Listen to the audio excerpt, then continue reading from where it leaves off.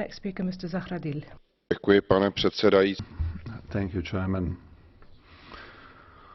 We have voted several times about the future relations between the EU and the UK after Brexit. And each time my impression is that there are always some underhanded requirements that will not be acceptable for the other party, for the United Kingdom. And I'm asking myself why. My impression, my growing impression, is that this is part of our negotiation tactics and escalation tactics ahead of the final vote, or perhaps that we even do not want any good agreement with the UK. I really do not want to be too much based on sensitivities, and I really want our reports to be more balanced. Thank you. Thank you very much, Mr. Zahradil. Next speaker, Mr. Payne. Thank you, President.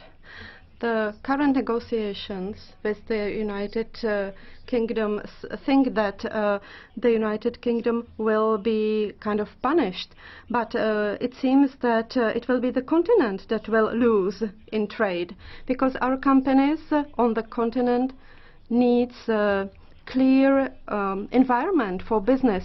We need to know the future of free trade. We need to hear that there will be an agreement with United Kingdom, because this is a kind of hazard with our destinies. So the bad consequences are even deeper. Thank you very much, Mr. Payne. Thank you, President. Brexit will undoubtedly change the European Union, and that will affect both citizens and business. And to us Bulgarians and to all Europeans, it is important that an agreement is reached within the shortest possible time to guarantee citizens' rights, so that all those hundreds of thousands of Europeans can live without worry about their future. During the last 10 years, the turnover in trade between the UK and Bulgaria doubled to 1.2 billion euros on an annual basis. And without an agreement, the Bulgarian export to the United Kingdom, amounting to 500 million euros, would be jeopardized. So it is in our interest to retain the economic relations between the Union and the UK at the present level. And I'm certain that other countries have similar concerns. We should leave behind finger-pointing and should look with confidence and reasonableness at the future of our relations with the UK. Thank you. And the next speaker is Mr. Balczó. President, thank you very much for giving me the floor. The European Union wants to punish the United Kingdom, and they're trying to deter other countries from leaving the Union as well. And you're supporting requirements which are unacceptable to the UK government. For instance, the jurisdiction of the ECJ after the exit of the United Kingdom. There's also the issue of the border between Northern Ireland and the Republic of Ireland, and Donald Tusk has suggested a solution which would actually take Northern Ireland away from the United Kingdom. There's the whole issue of taxation as well. Until the end of the transition period, there would be a prohibition on any kind of deals with other countries and the United Kingdom.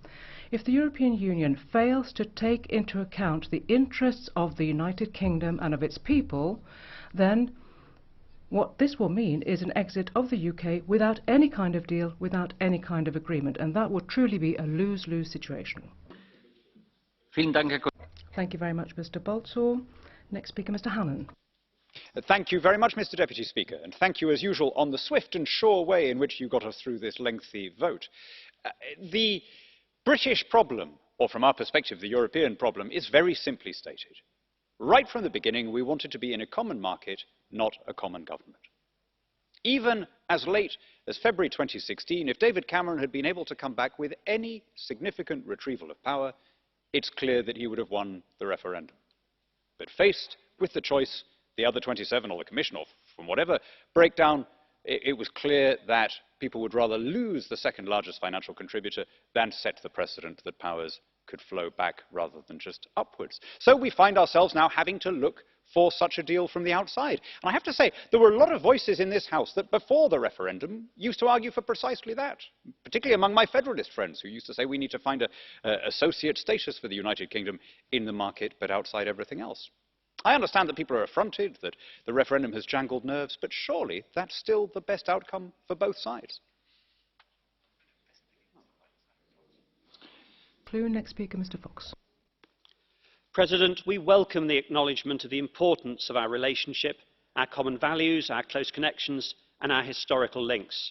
We share the aspiration for a strong and effective partnership covering trade, foreign policy, internal security and areas of thematic cooperation. But we cannot support a resolution which ignores the parameters set out by our Prime Minister. To suggest that the best solution would be membership of the single market and customs union, to pay into the budget and to accept the jurisdiction of the ECJ is to call for EU membership in everything but name. That would mean undertaking all the obligations of EU membership but with no say, which would be neither democratic nor sustainable.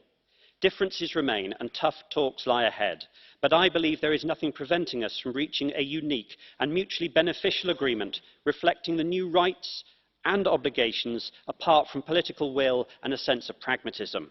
It is overwhelmingly in the interests of both the UK and the EU27 to have a unique deal with the freest possible trade and the closest possible security relationship.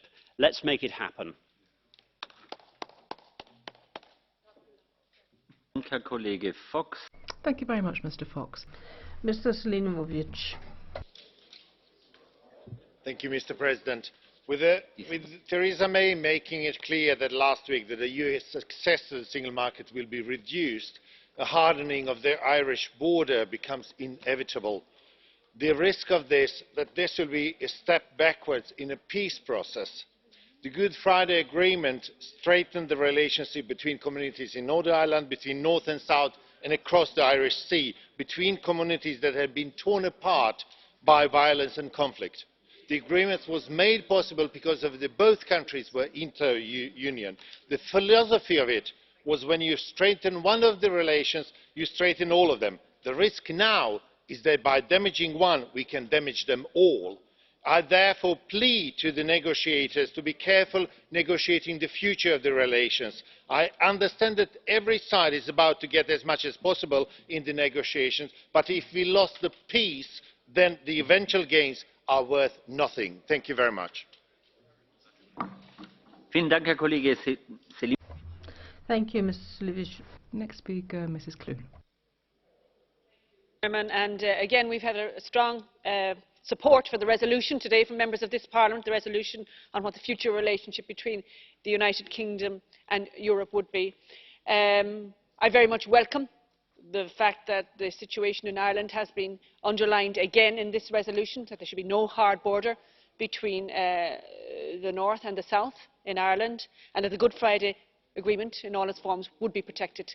We are now approaching the 20th anniversary of the Good Friday Agreement, an agreement that was ratified with a large majority of, an overwhelming majority of the people, both north and south of the island. It was supervised by Mr. George Mitchell, US envoy at the time, and indeed the European Union gave it its strong support and have continued to do that. I very much welcome the comments by the Commission, by Mr. Juncker yesterday, where he said Europe stands with Ireland on this issue, and I think that's a very important statement, a very strong statement, and that situation needs to be protected as we move forward to the next phase of negotiations.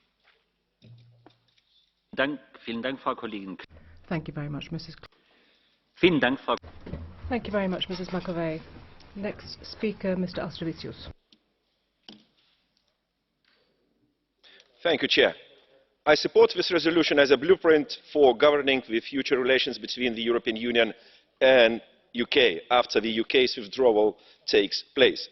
It is important to provide maximum of certainty for our citizens and businesses as soon as possible.